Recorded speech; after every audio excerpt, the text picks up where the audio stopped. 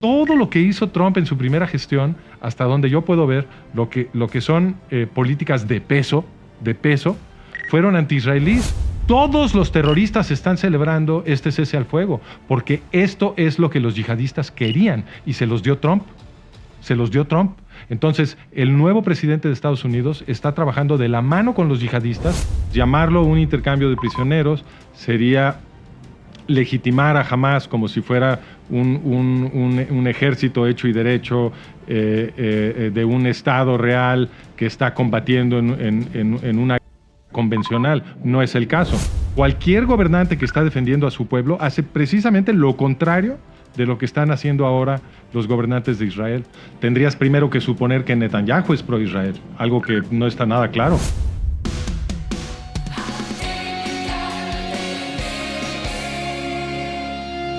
Familia Típica, muy buenos días. Hoy es domingo, hoy es día de Platicando con, hoy es día de tener un extraordinario invitado que ustedes conocen muy bien, Francisco Gil White. Él es el presidente de Management of Reality, Administración de la Realidad, un experto en lo que es el área de Medio Oriente y yo diría de la geopolítica mundial. Es un placer, Paco, tenerte otra vez. Bienvenido. ¿Cómo estás? Pues gracias por invitarme. Bien, muy bien. Empezando el año bien. Acabamos de hacer una gira en España. Estuvimos en 6 ciudades. ¿Y cómo te fue? Bien, muy bien. Qué bueno. Sí, qué bueno. A ver, ¿por qué te invité? 2 razones obvias. Donald Trump acaba de tomar protesta el lunes. ¿Sí? ¿No sabías? No me fijé. Sí, fíjate. Qué bueno. Y ha armado un escándalo mundial con sus declaraciones. Y luego ya empezó el intercambio de prisioneros de Hamas con todos los israelíes secuestrados. Y hay una situación un poco tensa en Medio Oriente. Luego también Donald Trump quiere acabar ya con el conflicto en Ucrania con Rusia. Y nadie mejor que tú para platicarnos el entorno. Entonces, si quieres, yo puedo empezar con el conflicto, sí, árabe-israelí, con el intercambio de prisioneros. ¿Cómo se llegó a esto? ¿Por qué se llegó? ¿Y qué tan real es, en tu opinión, que haya ahorita un momento de paz y tranquilidad entre Gaza y entre Israel? Bueno, empezando por el final, no puede haber paz entre Gaza e Israel porque Gaza está gobernada por Hamas y Hamas está en un estado permanente de guerra con Israel. Entonces, ellos,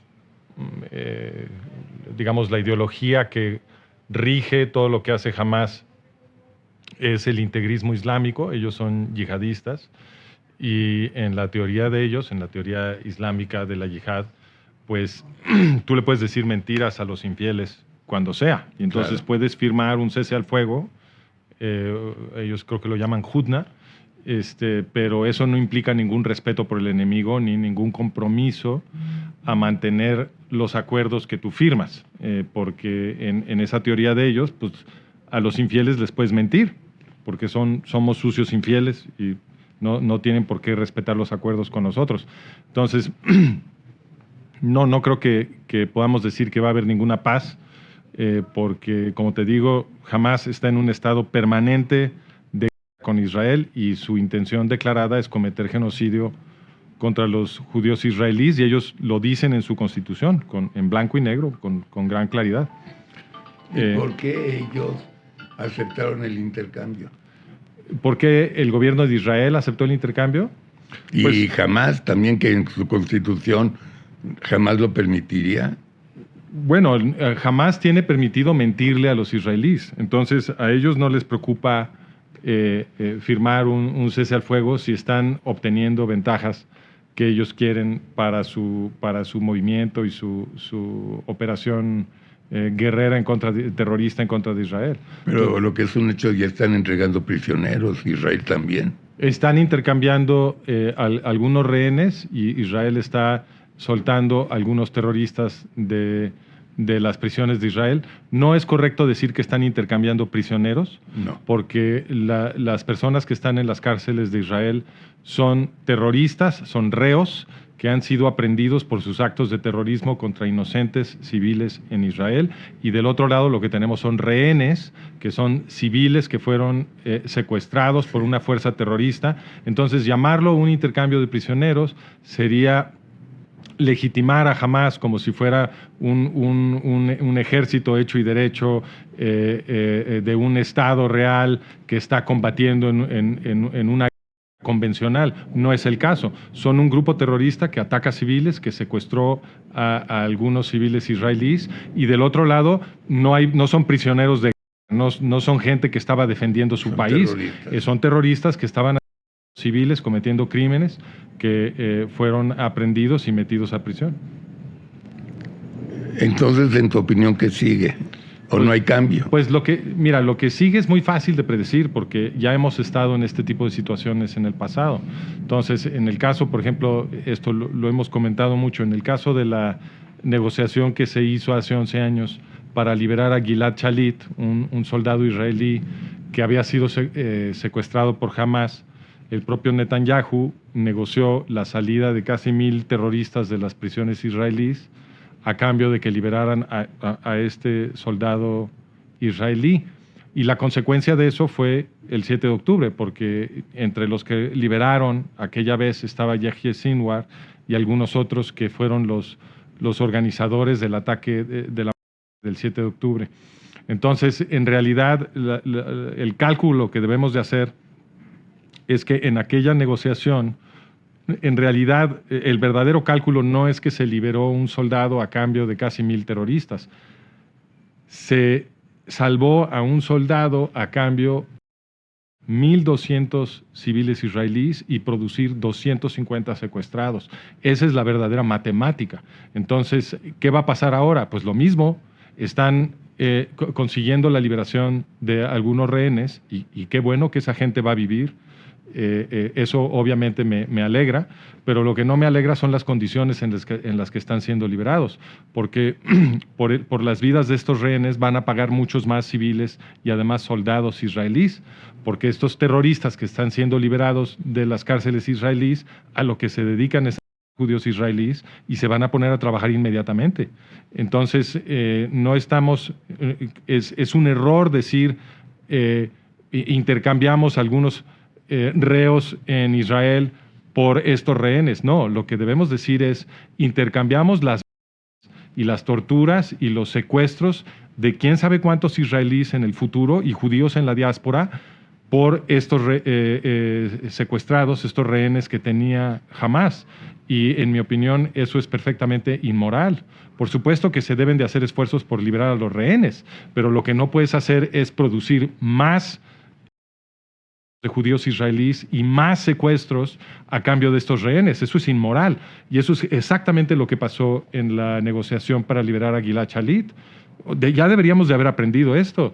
Por liberar a un soldado israelí obtuvimos el 7 de octubre, que fueron 1,200 más 250 secuestrados. Llevas 1 año y 4 meses en que en teoría Israel le está dando una durísimo a Hamás y a Gaza. Ha destruido Gaza, ha destruido familias, ha destruido terroristas, líderes. ¿En qué afecta a Hamás esto? Pues para Hamás es un gran regalo lo que está pasando ahorita. ¿Por qué? Porque Israel está acordando salirse de Gaza.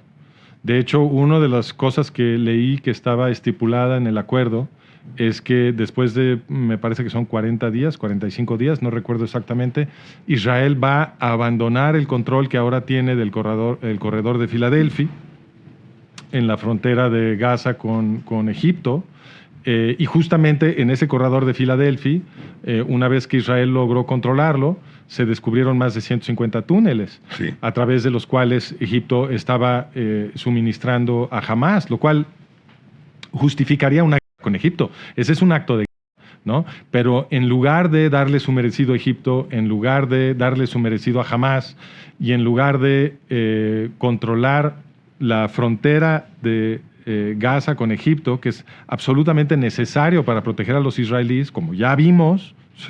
Esto lo acaba de demostrar Hamás el 7 de octubre de 2023.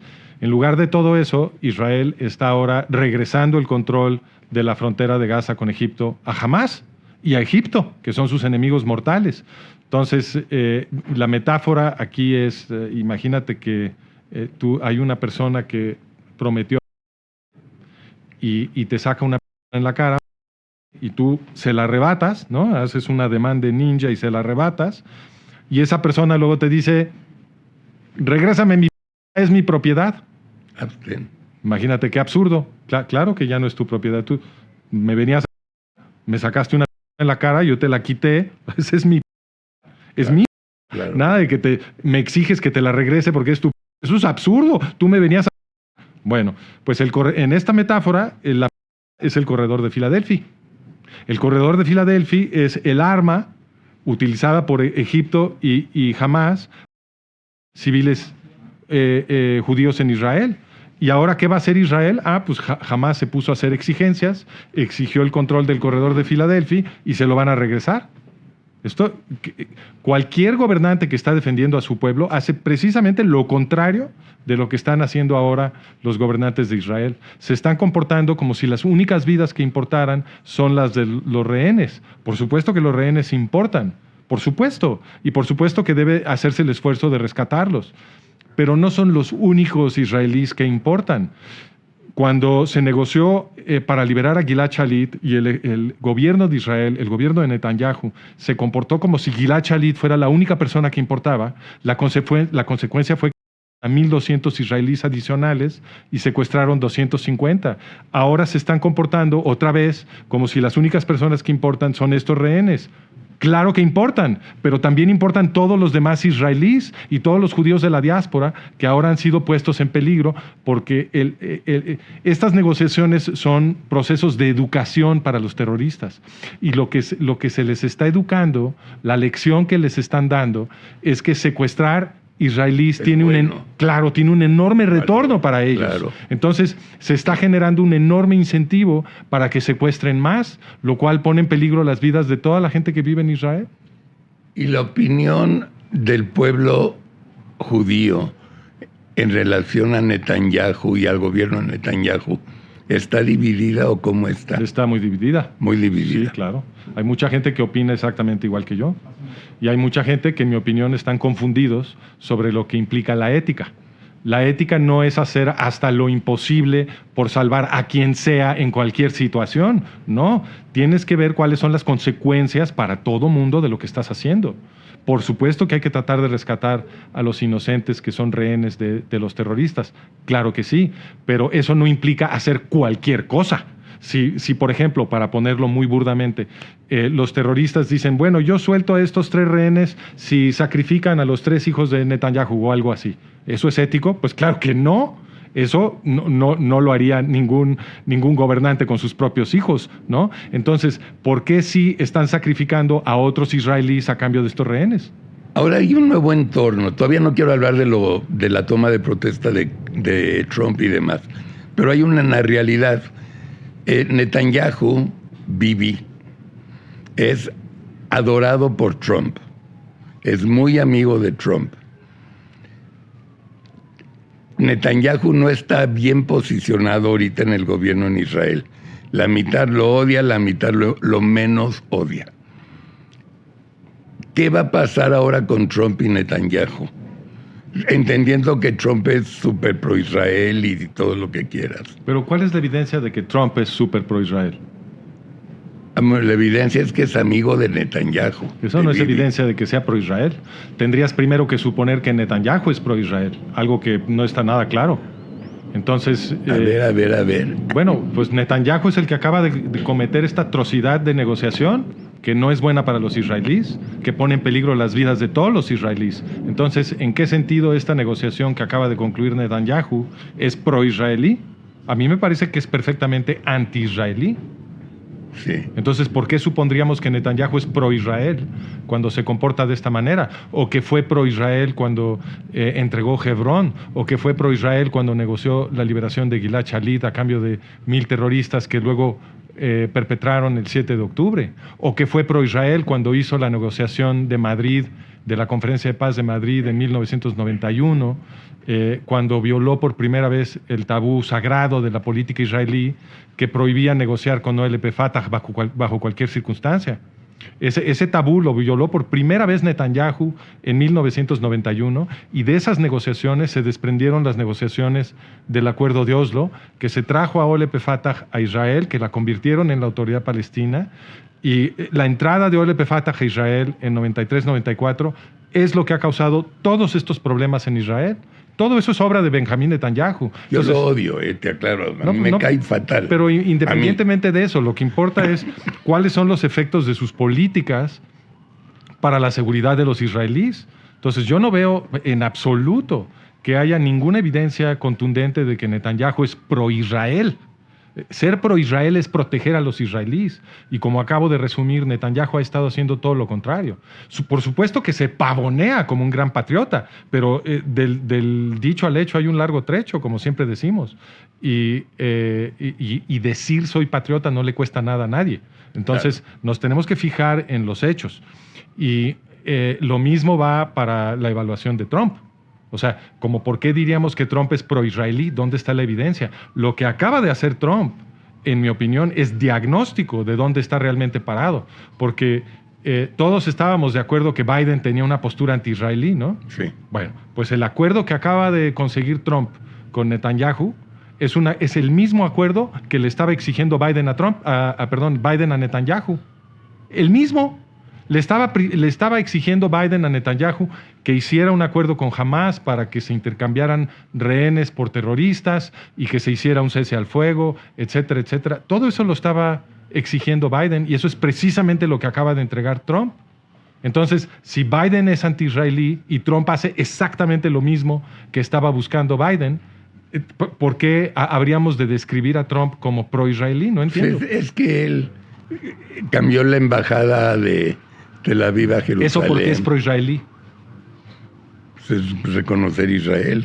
Israel ya estaba reconocido. Sí, claro. Jerusalén ya era la capital de Israel. Sí. La cambiada de la embajada de Tel Aviv a Jerusalén debió haber sucedido hace muchos años. Qué bueno que la cambiaron a Jerusalén, pero ¿qué importa? ¿Qué importa para la seguridad de los israelíes? Si se comete se completa más bien, porque ya inició el siguiente holocausto inició el 7 de octubre. Si se completa ese holocausto en Israel y desaparecen los israelíes de la faz de la tierra, ¿nos vamos a consolar con el hecho de que Trump había cambiado la embajada de Tel Aviv a Jerusalén? No. ¿Eso nos va a servir de premio de consolación? No. Pues claro que no. Entonces, este es un gesto simbólico. Cambiar la embajada de Tel Aviv a Jerusalén es un gesto simbólico que es casi lo mismo que decir soy pro-israelí, que no cuesta prácticamente nada. No cuesta nada. Y no tiene ningún efecto sobre la seguridad de los israelíes. Lo que sí tiene efecto sobre la seguridad de los israelíes es este acuerdo que Trump insistió que Netanyahu firmara con Hamas. Y eso socava la seguridad de todos los israelíes. Y eso sí tiene la firma de Trump detrás. Esa fue una negociación que empujó Trump.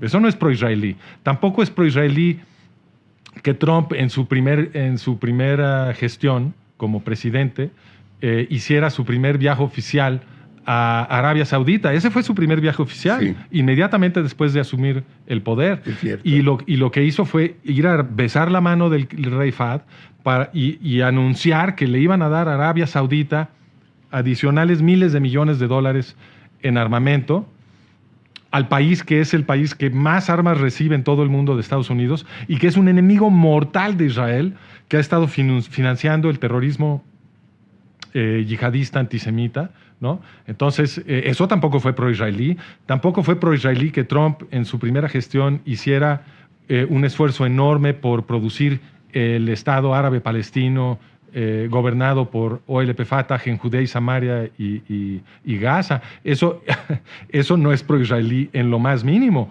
Como ya hemos explicado en tu programa, OLP Fatah es la creadora de Irán. Claro. ¿Ok? Sí. Yasser Arafat y Mahmoud Abbas son los que pusieron a Ayatollah Khomeini en el poder. Ellos entrenaron a las guerrillas de Khomeini en los 70s, las armaron hasta los dientes. Claro, y le ayudaron a Ayatollah Khomeini a montar su estado terrorista yihadista.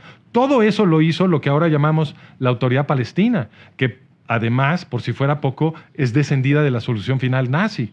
Esa fue creada por Haj Amin al-Husseini, padre fundador del movimiento árabe terrorista y uno de los altos directivos del sistema de campos de que al pueblo judío europeo. Todo eso es OLP Fatah. Y Trump hizo un esfuerzo. De hecho, el plan de disque paz con el cual Trump quería crear el Estado árabe palestino de OLP Fatah era el plan de Arabia Saudita. Era el plan que había flotado el rey de Arabia Saudita. Entonces, no entiendo por qué decir. A ver, otra cosa que pudo haber hecho Trump en su primera gestión es cambiar la política exterior de Qatar. Porque Qatar, que es un aliado íntimo de Estados Unidos y que no puede sobrevivir sin la base militar que construyó Estados Unidos en Qatar, es el principal financiero del terrorismo yihadista anti-israelí y antisemita. Qatar es el principal financiero, es un apéndice de Estados Unidos. Entonces, ¿por qué Trump en su primera gestión no cambió la política exterior de Qatar? Por el contrario, está de pellizquito de ombligo con Qatar. Durante la gestión de Trump no se hizo absolutamente nada por secar los miles de millones de dólares que envía Estados Unidos al ejército libanés. El ejército libanés es una sucursal de Hezbollah. Sí. Entonces, todo lo que hizo Trump en su primera gestión, hasta donde yo puedo ver, lo que son políticas de peso, fueron anti-israelíes. Sí, movió la embajada. ¿Y qué? ¿Eso cómo le sirve a la seguridad de los israelíes? Eso de mover la embajada de Tel Aviv a Jerusalén es una de las estrategias que usan para darnos a tole con el dedo. Es para que todo el mundo diga, mira, Trump es pro-israelí. Y mientras tanto, Trump le está enviando armas a Egipto, cosa que no había mencionado. Eso tampoco lo cambió. Está aliado con Qatar, que es el principal financiero del terrorismo anti-israelí. Está aliado con Líbano, que es lo mismo que estar aliado con Hezbollah. Sí. Y no informó nunca sobre la historia de OLP Fatah.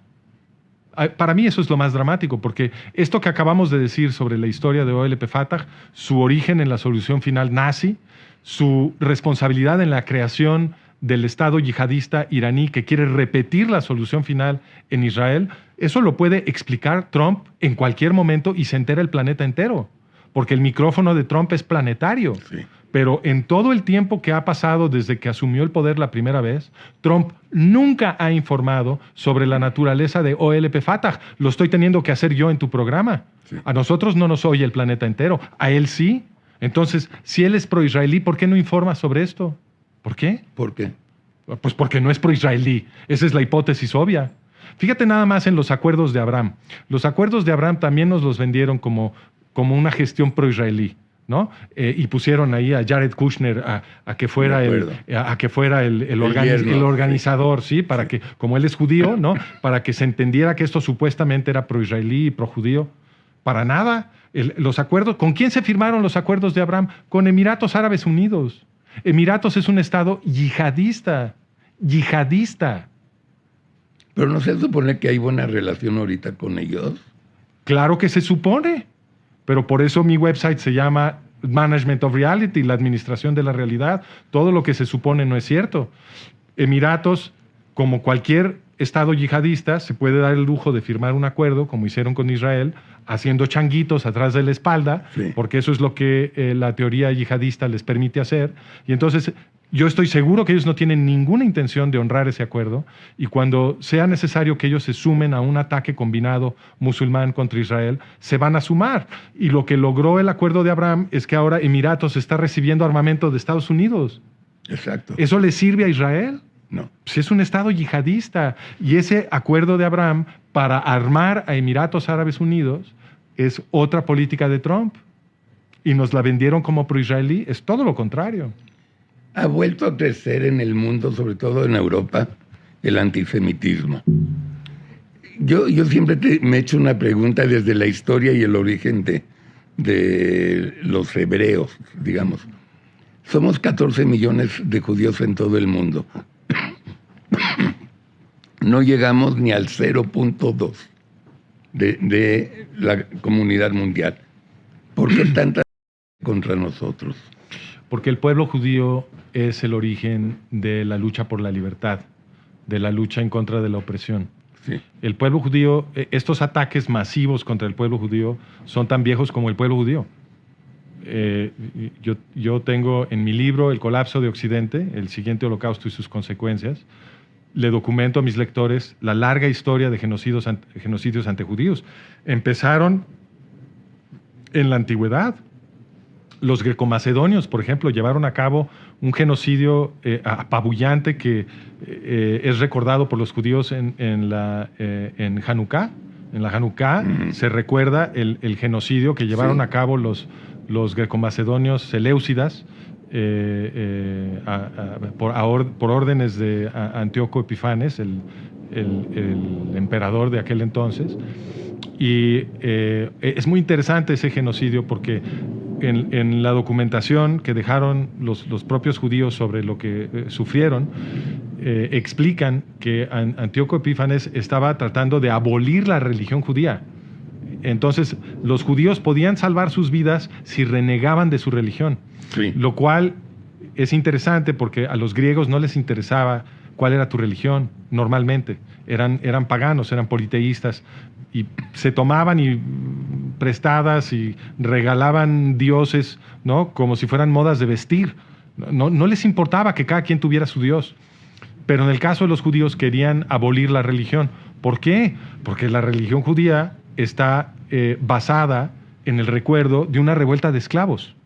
¿Okay? Los judíos los israelitas habían sido esclavos en Egipto y Moisés organiza una revuelta,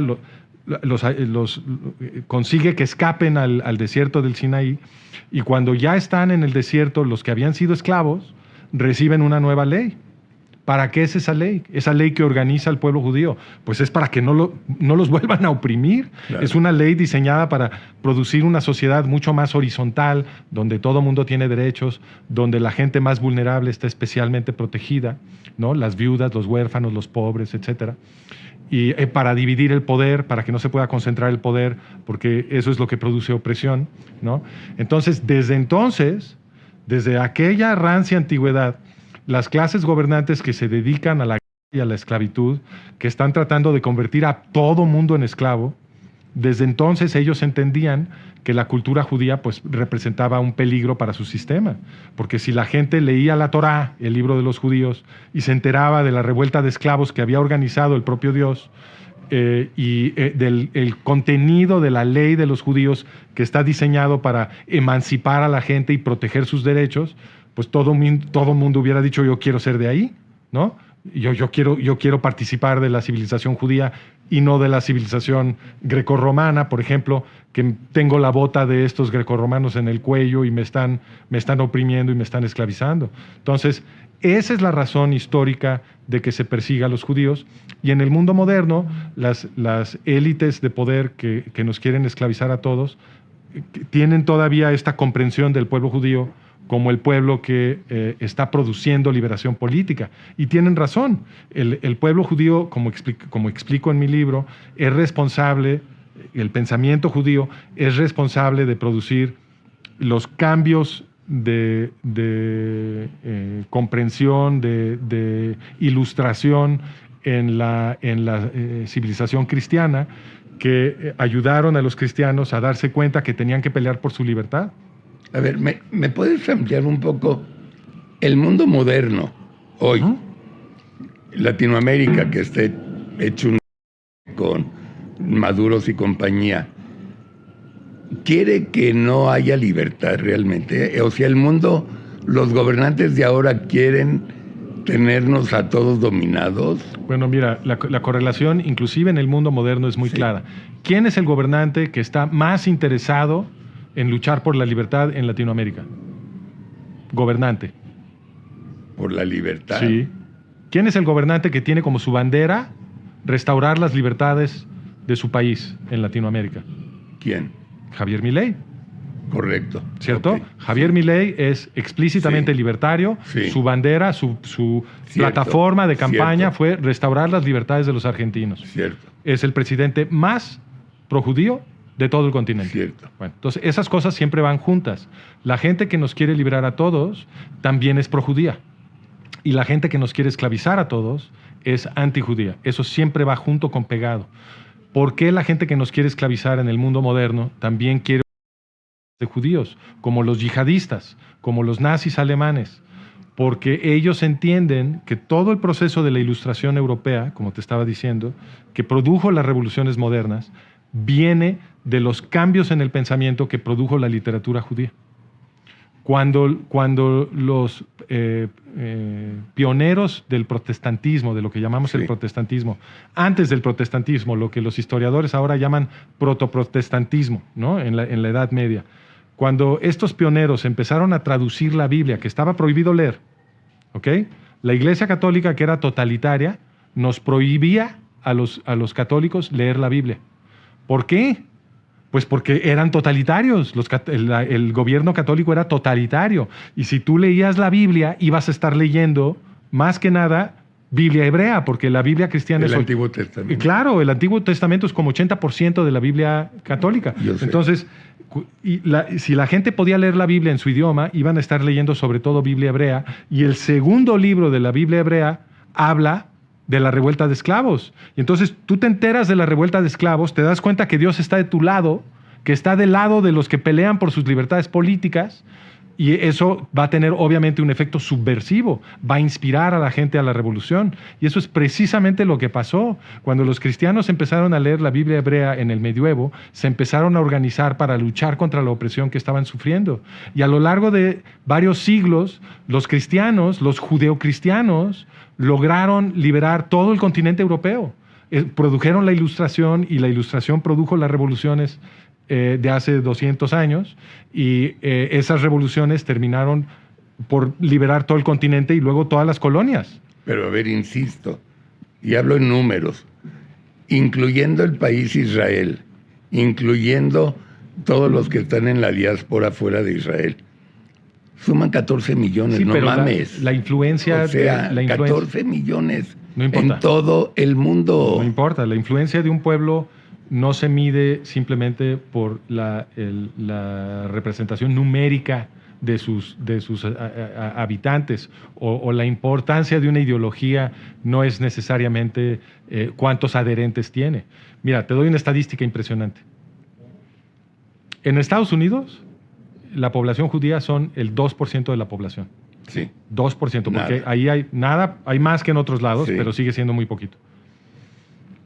¿Qué porcentaje de los premios Nobel otorgados a estadounidenses crees tú que son premios Nobel que fueron otorgados a judíos? ¿Gringos? 30, 35. 40%. El 40% de los premios Nobel otorgados a ciudadanos estadounidenses han sido otorgados a estadounidenses judíos. Es decir, que el pueblo judío produce una proporción gigantesca de genios. Muchos más genios per cápita que ningún otro pueblo. ¿Ok? Entonces, obviamente la contribución intelectual del pueblo judío no se mide simplemente contando judíos. Y lo mismo es cierto en la historia de Occidente. El impacto del pueblo judío en la historia de Occidente, inspirándonos a luchar por nuestras libertades, por nuestros derechos políticos, no se mide contando judíos. Se mide observando cómo la lectura de la Biblia y el ejemplo del pueblo judío transformaron a las poblaciones occidentales hasta que transformaron... fíjate, los judíos empezaron con las poblaciones más crueles, autoritarias, totalitarias de todo el planeta, que eran las sociedades grecorromanas de la antigüedad clásica. Sí.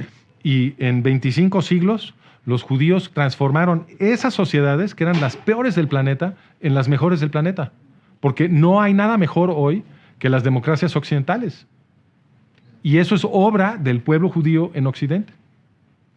Los totalitarios lo entienden. Por eso, en sus esfuerzos de reimponer esclavitud en Occidente, van junto con pegado con organizar de judíos. Porque si tú quieres un sistema totalitario, represivo, cruel, estable, ¿no? En donde la gente no se pueda volver a levantar, pues lo primero que tienes que hacer es extinguir al pueblo que transmite las ideas. La gente pensante. No solo pensante, la gente que piensa sobre la libertad, sobre los derechos de la gente, y que desarrolla un sistema legal para protegernos a todos.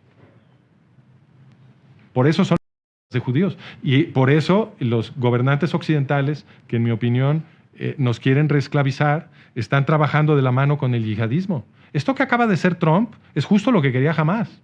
Los que están celebrando son los de Hamás. Están celebrando los terroristas de la Autoridad Palestina. Están celebrando en Yemen. Están celebrando en Líbano, el Hezbollah. Todos los terroristas están celebrando este cese al fuego, porque esto es lo que los yihadistas querían y se los dio Trump. Se los dio Trump. Entonces, el nuevo presidente de Estados Unidos está trabajando de la mano con los yihadistas de la misma manera que lo hizo en su primera gestión. ¿Bajo qué excusa? Bueno, la excusa, en este momento la excusa es que quiere que se acabe la guerra. Sí. Entonces, Trump está representando a la guerra como el problema. El problema no es la guerra. Obviamente que la guerra es mala, nadie quiere tener guerra, pero la guerra no es el problema. La guerra es la solución ahorita, porque el problema son los terroristas genocidas que quieren exterminar al pueblo judío israelí y luego vienen por todos los occidentales. Entonces, el problema son ellos y una para acabar con los terroristas que nos quieren o esclavizar es la solución. Entonces, lo último que debe de estar haciendo Trump es representar a esta que los israelíes están ganando como el problema. La es la solución, no cualquier esta. Yo no estoy defendiendo la como concepto general, estoy defendiendo que se le permita a Israel ganar esta guerra, porque si Israel gana, los que son derrotados son los yihadistas totalitarios, esclavistas, que nos quieren oprimir a todos. Entonces, Trump lo que está haciendo es con la excusa de, ay, yo quiero paz, ya no quiero que haya, me interesa que haya paz, lo que está haciendo es derrotar a los israelíes, que son los que están peleando por todos los occidentales. ¿Cómo ves la nueva teoría, que además ha estado muy hablada en esta semana, es que quieren un reacomodo mundial? O sea, Trump quiere no toquen América Latina, no toquen América, digo Europa de Occidente, esos son míos. Eso no es cierto. Obviamente. China, quédate tú con Asia. No. Esa no puede ser la política de Trump. Si Trump realmente. No dije que era de Trump, sino es como un reacomodo que todo el mundo está platicando. Pero tú mencionaste que esto es lo que está buscando Trump, este reacomodo. Sí. Imposible. Si Trump estuviera realmente protegiendo a los europeos, estaría ayudando a Israel a ganar esta guerra. Por supuesto. Lo que tenemos que hacer para proteger a los europeos es derrotar el yihadismo. Lo que tenemos que hacer para... porque se está llenando en Europa. Claro, por supuesto. Claro. Y también vienen por Latinoamérica. Y vienen por Estados Unidos. Entonces, si tú quieres proteger a Occidente, que se supone que es lo que quiere hacer Trump, el paso primero es derrotar el yihadismo. Y eso es precisamente lo que no está permitiendo que Israel haga. A ver, ¿cuántos millones de musulmanes hay? Me dijiste una vez, 1,200. Son más de 1,000 millones de musulmanes. No sé si son 2,000 millones, ya cuántos son, pero sí son muchísimos. Muchísimos. ¿Todos son idénticos? O sea, los 2,000 millones piensan como el yihad y como Hamas. No, claro que no. Sería absurdo decir que cualquier categoría de persona, todos son idénticos. Siempre hay variación, hay individuos de todos tipos. Muchísimos musulmanes están en contra de la yihad, pero son muchísimos los que están a favor. Eso sí es cierto. Y el problema fundamental con el Islam tampoco se entiende contando cuántos musulmanes son pro yihad y cuántos son anti-yihad. Eso nos ayuda a darnos una aproximación del problema, pero no lo dimensionamos del todo, porque el problema fundamental con el Islam es que el Corán predica yihad y el Corán es la autoridad religiosa de los musulmanes. Entonces, si tú eres un musulmán que dice, no, la yihad está mal, entonces cualquier musulmán ortodoxo te puede abrir la página del Corán donde el profeta Mahoma está diciendo que la yihad es lo que tienen que hacer y que la yihad es el concepto central del Islam. ¿No? Entonces, tú puedes ser un musulmán que busca la paz y la tolerancia con lo que ellos llaman infieles, ¿no? Puedes tener esa posición, pero esa es una posición que no está apoyada por tu texto religioso, ¿no? Entonces, como yo he dicho muchas veces, nosotros en Occidente tenemos que ser el refugio de los musulmanes que se quieren refugiar del Islam, de los que quieren salirse del Islam, de los que quieren adoptar los valores occidentales. Por supuesto, vengan, los recibimos y que sean occidentales, ¿no? Por supuesto, pero no podemos estar importando musulmanes que son adherentes de la yihad. Eso es una especie de lento, y de hecho ya no tan lento para cómo van las cosas ahorita, ¿no? Que yo sé, que yo sepa, no me consta, es de que Israel ha propuesto 4,000 veces a Gaza de que se transforme, de que sea un lugar turístico, que sea un lugar progresista, que sea un lugar como Qatar o como Dubái, que hay muchos inversionistas. Estás confundido sobre Qatar y sobre Dubái. Qatar y Dubái son... Dubái es la capital de Emiratos, ¿no? Sí. Bueno, entonces Qatar y Emiratos, ambos son estados yihadistas. Que se hayan vuelto un poquito más turísticos no cambia el hecho de que ellos están dedicados a la destrucción de Occidente. Entonces, Gaza no es distinto de Qatar. De hecho, el principal financiamiento para todo el horror que han construido Hamás en Gaza viene de Qatar. De ahí viene el principal financiamiento para Hamás. Pero para abordar el tema de la propuesta que tú dices que Israel le ha hecho a Gaza, esa es una propuesta sin sentido. A Hamás no le interesa la población de Gaza. Convertir a Gaza en un paraíso turístico y crear ahí un florecimiento económico, esas son políticas que le interesaría a un gobierno que está orientado hacia la vida, un gobierno biofílico, claro, ¿no? Pero el gobierno de Hamás es necrofílico. A ellos les interesa la muerte. Y lo han dicho así. Hay un video que yo he circulado de uno de los líderes de Hamás dando un discurso a los miembros de Hamás, explicando, así como te lo acabo de decir, este fulano, lo estoy citando casi textualmente, dice, a nuestros enemigos, refiriéndose a Israel, nuestros enemigos aman la vida, pero nosotros amamos la muerte, dijo este fulano. Y tiene razón. Ellos tienen una política, los judíos hacen hasta lo imposible, claro, por preservar la vida. Doctores, ¿no? Y medicinas. Claro, están orientados a la vida en todos sus preceptos y en toda su ética, mientras que Hamás, como yihadistas, están orientados a infieles y para infieles a su propia gente. Ellos tienen una política de escudos humanos, claro, que está diseñada para producir bajas de árabes palestinos, y te ganas el cielo si te mueres inocentes en el bando contrario, etcétera. Entonces, ellos están incentivando, no solamente están tratando de infieles, sino que incentivan que su propia gente se sacrifique. Y cuando no se quieren sacrificar, ellos les hacen el favor de sacrificarlos, ¿no? Les cortan cartucho y los fuerzan a que se metan a las estructuras que Israel va a atacar, etcétera. Entonces, ellos tienen una cultura que ama la y que no está diseñada para la prosperidad de los gazatíes, sino todo lo contrario. Entonces, cualquier propuesta de que produzcan ahí un paraíso turístico próspero, etcétera, es absurda. A ellos lo que les interesa es cometer genocidio en Israel, para eso fueron creados, y esa es toda la ideología de este grupo. ¿Cuál es, en tu opinión, salió la verdad sobre la invasión del 7 de octubre, que los agarraron durmiendo al ejército, o como bueno, ya sabemos, al tigre de Santa Julia? No, ya sabemos que eso no fue cierto, porque ya se documentó que las chicas que eran responsables de avisar de movimientos en la frontera entre Gaza e Israel dieron los avisos y no les hicieron caso. Entonces, y hubo un montón de otras irregularidades que son todas muy sospechosas. Entonces, no es cierto que los agarraron pampando moscas, más bien lo que yo entiendo de la evidencia que ha salido es que ahí hubo una traición. Bueno, pues es muy difícil aceptar otra hipótesis cuando lo que tú tenías en la frontera entre Gaza e Israel era un sistema de seguridad que si se paraba una mosca en la barda, sonaban 1000 alarmas y todo el mundo tenía que ir a revisar qué estaba pasando. Lo que sucedió el 7 de octubre es perfectamente inverosímil.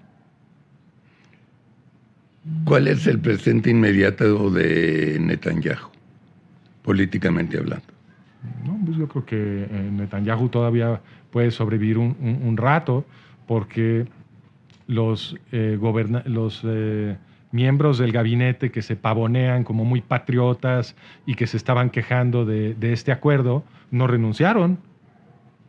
De hecho, Ben-Gvir creo que fue, o Smotrich, no me acuerdo cuál de los dos fue, hizo como que renunciaba, pero al mismo tiempo dijo que si había un voto de no confianza contra el gobierno, él iba a trabajar en contra del voto de no confianza.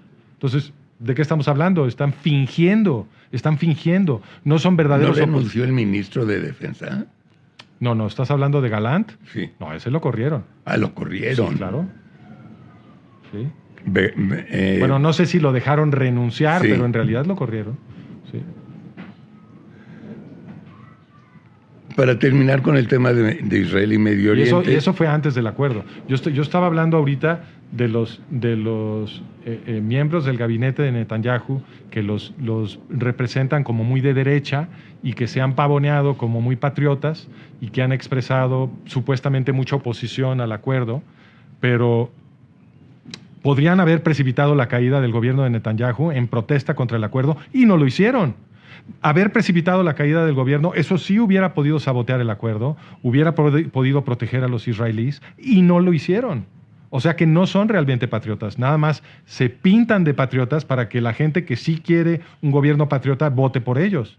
Pero lo que necesitamos es un verdadero patriota.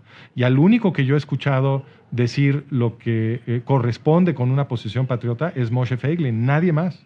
No he escuchado... ¿Quién es él? Él es un político israelí que en algún momento fue el segundo, en algún momento tuvo el segundo movimiento más importante adentro del Likud, hasta que lo marginaron.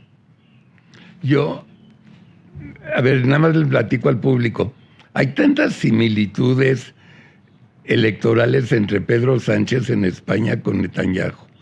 Pedro Sánchez es de izquierda, iba a perder la reelección y se tuvo que juntar con la extrema derecha, con los catalanes. Pero no estoy de acuerdo en llamarlos extrema derecha. Mira, esto es algo que le estás copiando a los grandes medios y yo creo que tenemos que resistir ese lenguaje. Okay. Los grandes medios ya desde hace años, cualquier movimiento que no sea de izquierda, en cualquier parte de Occidente, es de derecha. Lo identifican no solo de derecha, sino de extrema derecha.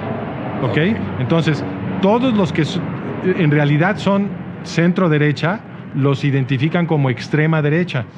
Contigo y X. En Europa, tradicionalmente, ¿qué es la extrema derecha? En Europa, tradicionalmente. ¿La Le Pen? No, más tradicionalmente. ¿Cuál es la derecha extrema tradicional en Europa? ¿Fascismo? Los nazis, exactamente. Los nazis, ¿no? Esa es la extrema derecha europea. Eso es lo que quiere decir tradicionalmente extrema derecha. Okay. Quiere decir racismo, totalitarismo, antisemitismo. Fascismo. Exacto, autoritarismo, todo eso. Entonces, lo que están llamando extrema derecha ahora en Europa, absolutamente para nada es extrema derecha. Okay. Los podemos llamar de derecha, claro que sí, pero ¿por qué llamarlos de extrema derecha? Si es gente que está a favor de los parlamentos, está a favor de la negociación, está a favor de las elecciones, está a favor de las constituciones, está a favor de los derechos humanos, está en contra del racismo. Muchos de ellos han dicho en público que están en contra del antisemitismo. ¿Por qué demonios los estamos llamando extrema derecha? Eso es jugar el juego de la administración de la realidad de los grandes medios que, como hemos hablado en tu programa en otras ocasiones, en nuestra opinión y con base en toda la documentación que hemos presentado, están controlados por los servicios de inteligencia. Entonces, no hay que cooperar, en mi opinión, con ese lenguaje. Ok, hago rephrase. Pedro Sánchez siendo de izquierda, tuvo que juntarse con la derecha para seguir en el poder. Sí. Bibi Netanyahu, siendo centro, totalmente centro, se tiene que juntar con los extremistas que son los rabinos y demás para preservar el poder. Otra vez, ¿por qué los llamaríamos extremistas? ¿Por qué son extremistas? Son inmamables. Bueno, te pueden caer gordos, pero Sí. el hecho de que su personalidad no sea de tu agrado, Sí. ¿por qué los convierte en extremistas? Yo me sigo con los medios, pero ok. Es que no son extremistas. Son opositores. Ok. Se oponen a Netanyahu. Opositores a Netanyahu. Netanyahu se junta con ellos a pesar de ser opositores Sí. para seguir en el poder. Correcto, eso sí pasó. Sí. O sea, ¿dónde Bueno. queda la ideología? ¿Dónde queda todo? Bueno, pero esto siempre ha pasado. Entonces, en los sistemas parlamentarios, que es el caso de España y también de Israel, Sí. a veces tienes que hacer negociaciones y coaliciones con gente que no es, perfectamente afín a tu propia ideología para mantenerte en el poder. Y eso, en teoría, lo que produce son gobiernos balanceados que entonces responden a de una forma más democrática al conjunto de posiciones que sostiene el electorado, ¿no? Porque lo que es muy dañino en una democracia como la mexicana, por ejemplo, o en una democracia como la gringa, es que tenemos un sistema en el que si tú ganas el 50 más 1, o de los votantes, ¿no? Si eran más de 2 partidos, ganas justo un voto más para ganar la pluralidad, entonces te quedas con todo el gobierno y todos los que perdieron se quedan sin nada. Pues ese no es un gobierno que representa la votación. No. Representa nada más a los que por un pelito salieron adelante de los demás partidos, ¿no? Y entonces, ¿qué pasó ahorita, por ejemplo, en Estados Unidos? El margen de victoria de Trump sobre Kamala Harris fue de menos del 1%. ¿En serio? Sí, señor. ¿En el voto popular? En el voto popular. En el voto popular. Obviamente no en el voto de los estados, porque hay varias tonterías que distorsionan lo que sucede en Estados Unidos. Te estoy dando una, ¿no? Nada más. Pero en el voto popular, menos de 1% de margen para Trump sobre Kamala Harris. ¿Ok? Entonces sí ganó, pero es absurdo que cuando ganas por tan poquito tengas el control de todas las instituciones. Todo el gobierno federal es de los republicanos. Y en la elección anterior fue idéntico. Le ganaron a Trump por un pelito en la elección anterior. Y los demócratas se quedaron con todas las instituciones. Sí. Entonces, un sistema parlamentario en donde el gobierno tiene que reflejar proporcionalmente el voto de los ciudadanos, cómo fue distribuido entre varias fuerzas partidistas, tiene mucho más sentido, porque entonces todo el mundo está representado en el gobierno y tú ya no tiraste tu voto si votaste por un partido que ganó, por ejemplo, el 20%. No tiraste tu voto. Ese partido y su ideología va a estar representado en un 20% de los portafolios del gabinete. Esa es la idea, ¿no? Entonces, que los partidos de una ideología tengan que hacer coaliciones con partidos de otra ideología, a mí me parece razonable y bueno. Eso es lo que digamos, argumenta a favor de un sistema parlamentario. Pero creo que una crítica que sí le podemos hacer tanto a Sánchez como a Netanyahu es que no se ve en su actuar mucha integridad. O sea, lo que vemos es que no defienden realmente una línea, sino que están haciendo simplemente todo lo posible por quedarse en el poder.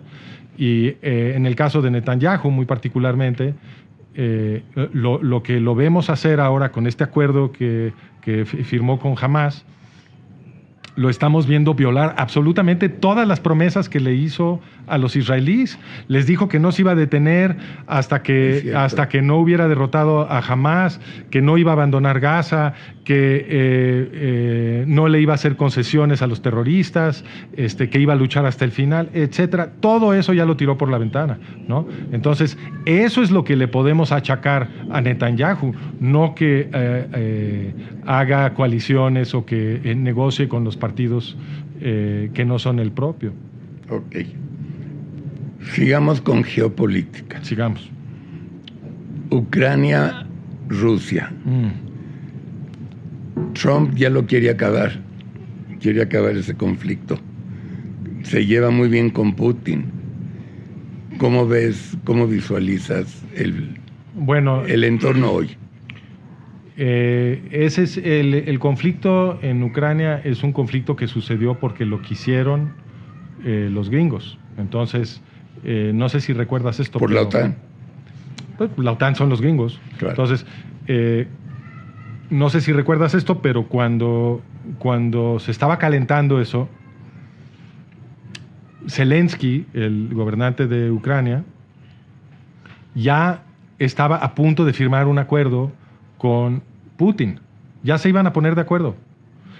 Porque sin duda que los rusos, yo no defiendo a Putin, no me parece una persona ética, por supuesto, y no lo defiendo, pero sí es cierto que el gobierno ruso había interpuesto quejas legítimas contra el gobierno de Ucrania, porque lo que sí estaba sucediendo en la zona este de Ucrania era que había movimientos fascistas ucranianos que estaban gente de etnia rusa en toda la zona del este de Ucrania que está llena de rusos. Sí. Eso sí estaba pasando, llevaba años sucediendo. Entonces había una queja legítima y ante la amenaza de una invasión rusa, Zelensky ya se iba a poner de acuerdo con Putin, ya estaban a punto de firmar un acuerdo. Y si eso hubiera sucedido, todas estas vidas que verdaderamente es verdaderamente astronómico el número de vidas que se han perdido ahí de ambos lados, todo eso se hubiera salvado, todo eso nos hubiéramos ahorrado, todo ese conflicto tan sangriento. Pero enviaron a Boris Johnson a decirle a Zelensky que no firmara, porque lo que querían era un conflicto armado con los rusos. Esta es una que quisieron los gringos. Si Trump puede terminarla, pues qué bueno.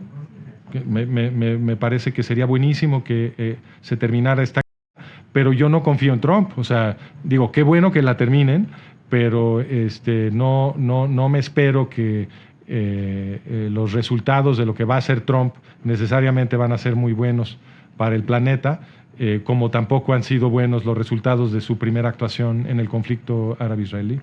Vamos con Trump. Trump no se puede reelegir, le quedan 4 años. Es un egocentrista, etcétera, etcétera, etcétera. Él va a gobernar para él, para quedar escrito en la historia los cambios que hizo. No creo. ¿Tú no crees? No, yo no creo que Yo sí creo. Yo no creo que Trump gobierne para él, yo no creo que Biden gobierne para él. No creo que ningún presidente de Estados Unidos esté gobernando para sí mismo. En mi opinión, son personajes creados por los servicios de inteligencia para proyectar una personalidad y una presunta ideología, etcétera. Y en realidad todos están de acuerdo. En mi opinión, Trump es Biden. Y Biden es Obama, y Obama es Bush, y todos son exactamente lo mismo. Exactamente lo mismo. Mira, nos acaban de dar la prueba. El acuerdo que insistió Trump que Netanyahu firmara con Hamas es el mismo acuerdo que estaba insistiendo Biden que Netanyahu firmara con Hamas. Son exactamente lo mismo. ¿Y por qué no lo quiso firmar con Biden? Porque la percepción en este circo que arman con estos personajes creados es que Biden es anti-israelí y Trump es pro-israelí. Esos son los personajes que nos crean. Entonces, la forma de darle a tole con el dedo, como decimos en México, a todo mundo, es crear un personaje que se supone que es pro-israelí y ese es el que tu amigo es el que te... ¿Por qué? Porque ese es en el que confías. Es el mismo caso que con Netanyahu. A Netanyahu lo produjeron para que parezca muy patriota. ¿Y quién es entonces el que comienza las negociaciones con OLP Fatah? Netanyahu. ¿Quién es el que firma el acuerdo del río Wai? Netanyahu. ¿Quién es el que entrega Hebrón? Netanyahu. ¿Quién es el que renuncia a Gaza? Ariel Sharon, otro superpatriota de la derecha. Sí, ¿Okay? sí. Entonces, te crean estos personajes que se supone que son tus amigos para que tú confíes en ellos, ¿no? Y como confías en ellos, bajas la guardia y esos son precisamente los que te hacen el mayor daño.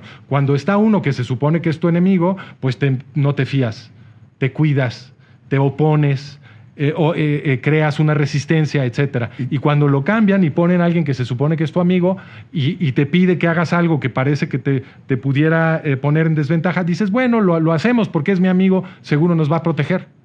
¿Y la narrativa, en tu opinión, de la lectura de Andrés con Claudia?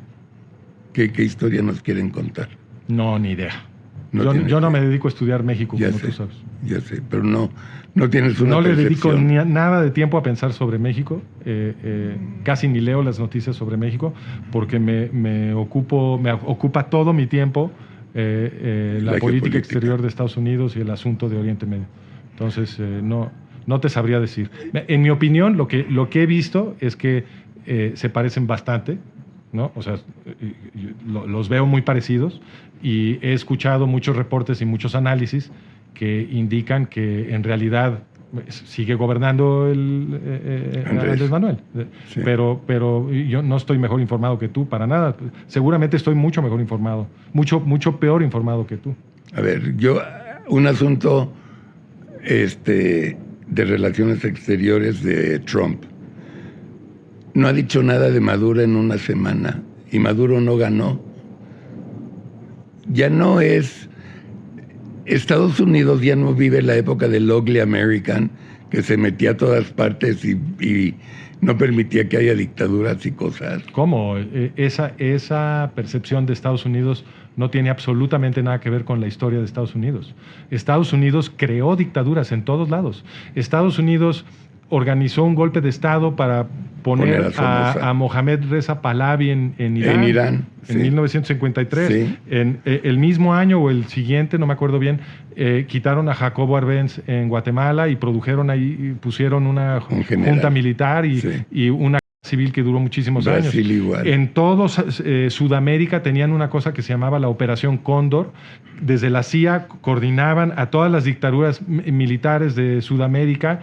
Estaban aliados con los militares, como siguen aliados con los militares en Egipto, que no permiten democracia en Egipto, están aliados con Qatar, en fin, la lista es interminable. No hay ninguna evidencia de que Estados Unidos haya dedicado ningún esfuerzo a producir democracia en ningún lado.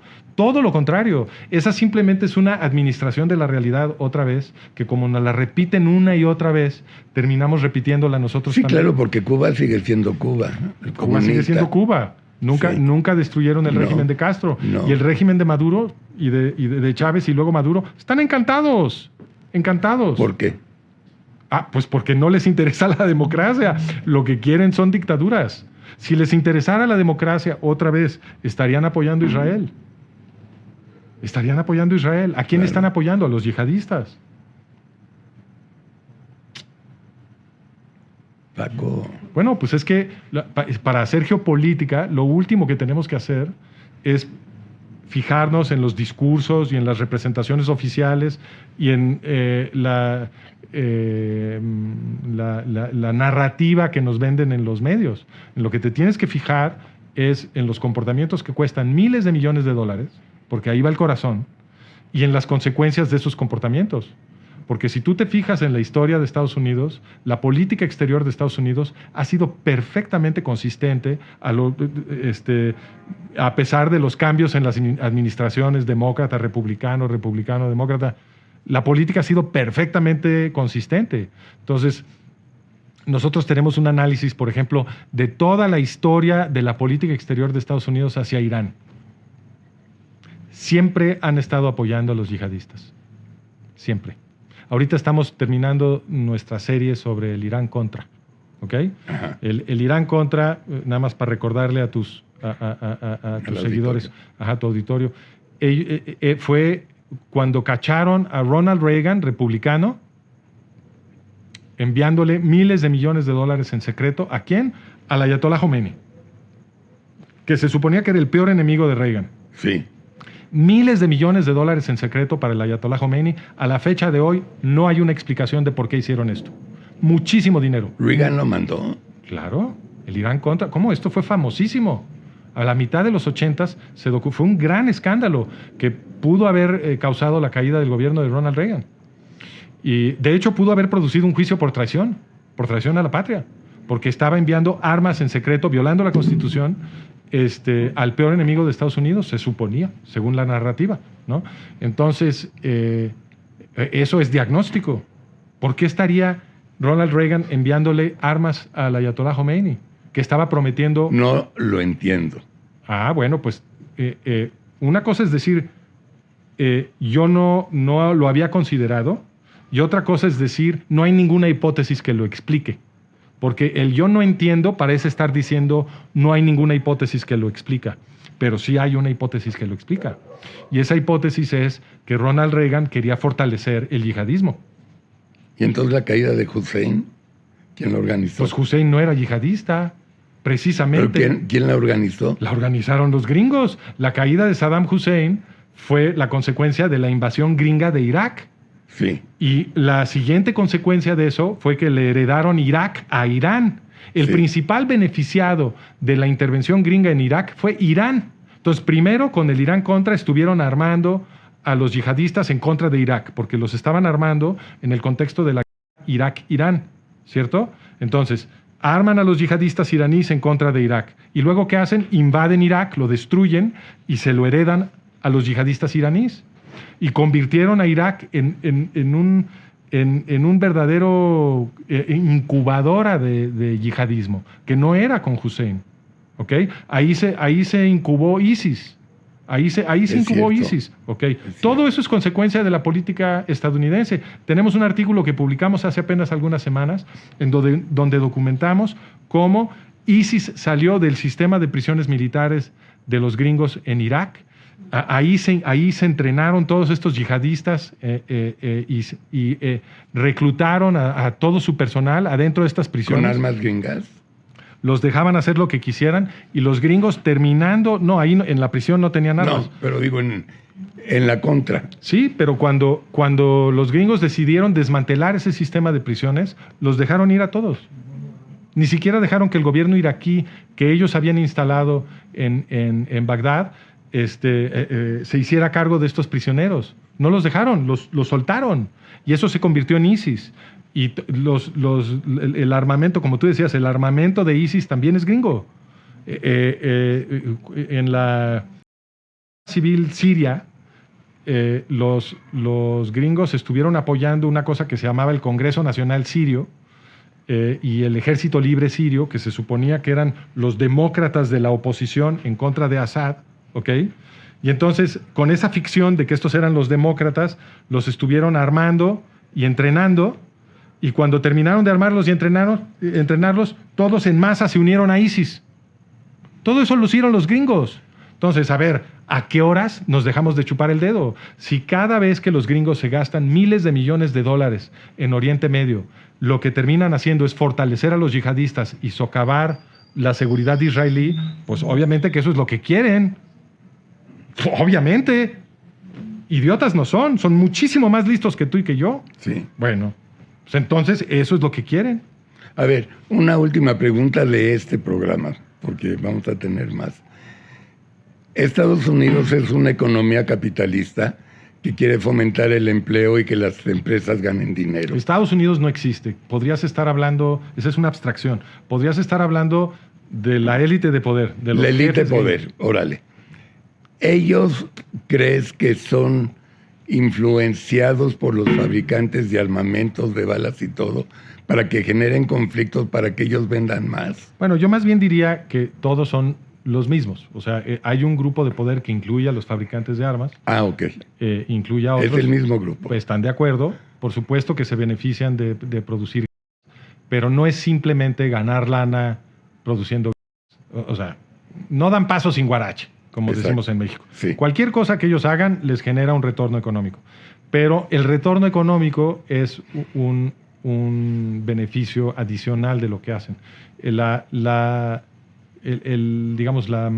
objetivo principal, en mi opinión, es político.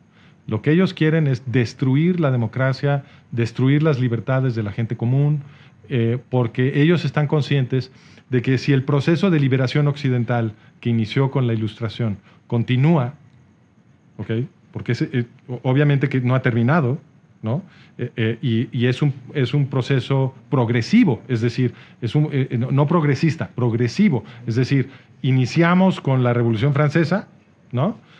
Luego la Revolución Francesa fue derrotada en 1815, pero se retoman los movimientos revolucionarios en 1848 y a partir de ahí hay un proceso en el que vamos ganando cada vez más libertades, cada vez más derechos, cada vez hay más democracia, más instituciones autónomas, más contrapesos, todo eso se va produciendo. Este es un proceso infinito, infinito. Y si continúa, si el proceso continúa, a la larga ellos van a acabar teniendo, la gente que ahorita nos gobierna y sus descendientes van a acabar teniendo muy poquito poder. Muy poquito poder. Se van a producir sociedades muy horizontales si este proceso continúa. Y eso es lo que ellos quieren interrumpir. Entonces, el objetivo, claro que van a seguir ganando mucho dinero, obviamente, porque han puesto en marcha distintos procesos rentistas que nos arrebatan nuestro dinero y lo concentran en sus manos. Y eso es parte de lo que ellos logran con la manipulación del sistema político. Pero el objetivo no es simplemente el dinero. Lo que quieren hacer es abolir las libertades y los derechos de los ciudadanos occidentales y patearnos de regreso a la esclavitud. Y todas las políticas que hemos estado resumiendo hoy son consistentes con ese plan maestro. Paco Gil White, no me vas a dejar dormir. De por sí yo tenía ya unas ideas sobre Trump y demás, sobre Claudia. Ya no dormí 2 noches. No. Trump y Biden son exactamente lo mismo. Bush y Clinton son exactamente lo mismo. Sí es cierto que hay un grupo que decide quién y cómo, ¿verdad? Claro, por eso te estaba hablando yo de... Sí es cierto, ¿verdad? Sí, por eso te estaba hablando del Irán Contra. Porque en nuestra serie de Irán Contra, en el artículo que estamos a punto de publicar, demostramos que de hecho el Irán Contra, que fue para armar a los yihadistas iraníes hasta los dientes, ese que se lo achacan a los republicanos, en realidad fue una política de los demócratas y de los republicanos, porque Jimmy Carter, que acaba de fallecer, que siempre lo representan como un buenote, pero muy ingenio, granjero, etc. Cero. Este tipo era maquiavélico, era un genio, Jimmy Carter. O por lo menos la gente que operaba a Jimmy Carter, que manejaba a Jimmy Carter. En la administración de Jimmy Carter se preparó todo el terreno para el Irán Contra. Jimmy Carter y Reagan eran exactamente la misma persona. El que armó toda la preparación para que Ayatollah Khomeini tomara el poder en Irán fue Jimmy Carter, y sucedió bajo su administración que Khomeini tomó el poder. Todo eso lo hizo Jimmy Carter, y ya tenemos los documentos, ya tenemos la humeante, porque hace unos años se liberaron algunos documentos, se desclasificaron algunos documentos que establecieron la relación íntima que había entre el gobierno de Carter y Khomeini, que cuando estaba todavía en el exilio, y todo lo que hizo Carter para evitar que los militares iraníes tomaran el poder cuando Carter forzó al Shah a abdicar. Él envió a un general gringo a Irán a asegurarse de que las instituciones iraníes, los servicios secretos y los militares no tomaran el poder, y que esperaran a que llegara Ayatollah Khomeini para que Ayatollah Khomeini fuera el nuevo líder supremo. Todo eso lo organizó Carter, y es perfectamente consistente con lo que hizo después Ronald Reagan para armar al mismo Ayatollah Khomeini hasta los dientes. La misma burra. Son los mismos. ¿No te llamó la atención que los invitados de honor a la toma de protesta de Trump haya sido Elon Musk, el presidente de Google, Zuckerberg, toda esta bola de elite millonaria? ¿No te llamó la atención? Obviamente que las organizaciones... Estuvieron en el lugar de honor, no dentro del público. Claro, pero nada de eso debe de sorprendernos, porque las grandes empresas de Big Tech que controlan estas redes sociales con las cuales ahora nos comunicamos, obviamente no pueden estar fuera del control de los servicios de inteligencia. O sea, si tiene sentido para administrar la realidad que los servicios de inteligencia controlen los grandes medios, tiene igual sentido que controlen las redes sociales. Y bajo Biden esto quedó expuesto porque hubo una investigación de los Twitter Files después de que Elon Musk compró Twitter. Sí. Y entonces todo esto se volvió público, que había un esfuerzo gigantesco por controlar las redes sociales desde los servicios de inteligencia. Y ahora, con el cambio de presidente, nos están haciendo creer que esto se va a limpiar. Pero eso es puro cuento, porque los servicios de inteligencia no pueden permitir que esto se limpie. Y entonces el modelo que nosotros defendemos dice que Trump es otro monigote de ellos, y que por supuesto van a volver a seguir controlando todo esto, pero ahora la gente que ya le volvieron a dar a tole con el dedo va a creer que el sistema se está limpiando y que ya no los están manipulando a través de las redes, etcétera, pero todo esto va a volver a suceder bajo Trump. Gracias por venir, Paco. Al contrario, gracias por invitarme. Ten un gran año. Nos vemos pronto. Las veces que porque quieras. Va a estar, el tema internacional va a dominar. Va a estar muy interesante. Año. Sí. Como siempre. Siempre está interesante. Te quiero, hijo. Muchas gracias. Y familia Típica, sigan disfrutando este domingo. Nos vemos mañana en ¿Por qué? Con José Rubinstein, Pedro Ferriz, Sarita Dulce, Luis Berman y su servilleta. Gracias a todos y continúen disfrutando el domingo. Muy buen día.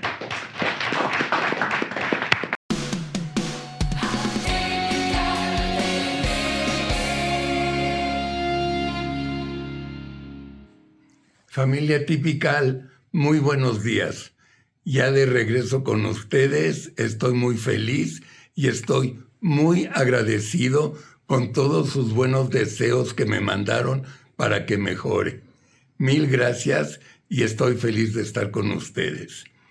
En segundo lugar, les tengo una noticia. Mientras estuve enfermo, se me ocurrió, en lugar de escribir cartas, ahora escribir telegramas. O sea, las cartas más cortas. Entonces, a partir de hoy, ustedes son los padrinos de mi primer telegrama dirigido a Claudia y a Trump sobre el populismo. Y como cada jueves les recuerdo, me hagan el gran favor de viralizar este video entre sus amigos y conocidos. Mil gracias. Bien, arrancamos. La cabeza del telegrama dice: telegrama dirigido a Claudia y Trump sobre el populismo. Y entre paréntesis, bola de hipócritas. Empecemos. El populismo ama tanto a los pobres que los multiplica. Mariano Grondona.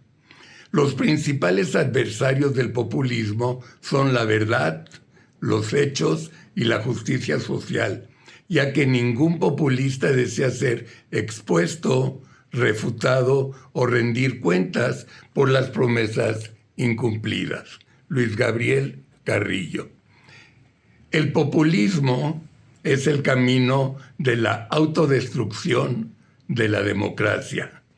Nada más y nada menos que Mario Vargas Llosa. El populismo es la manipulación a las personas que no tienen grandes conocimientos políticos y que buscan la salvación en un caudillo. Gloria Álvarez. Los populistas de derechas o izquierdas ofrecen soluciones falsas a problemas reales. La misma Gloria Álvarez. Para el populista es importante destruir el concepto de gobierno limitado e instalar la idea que el voto mayoritario da derecho a violar los derechos individuales de sectores minoritarios. Roberto Caña Chotsky. ¿Cómo es un líder populista? Autoritario, carismático, clientelista, utiliza la movilización ciudadana o la violencia para lograr sus objetivos. Sus propuestas no son realistas, buscan exacerbar sentimientos. Se muestran como el gran Mesías y el único que resuelve tus problemas. Y para cerrar, el populista vende logros y victorias no conseguidas, y al llegar al poder, sus promesas se vuelven humo. Luis Gabriel Carrillo Navas. Familia Typical, este es el telegrama semanal para Typical y para ustedes. Espero que les guste el nuevo formato. Sigan disfrutando la programación de Atypical y nos vemos el próximo jueves. Buenos días.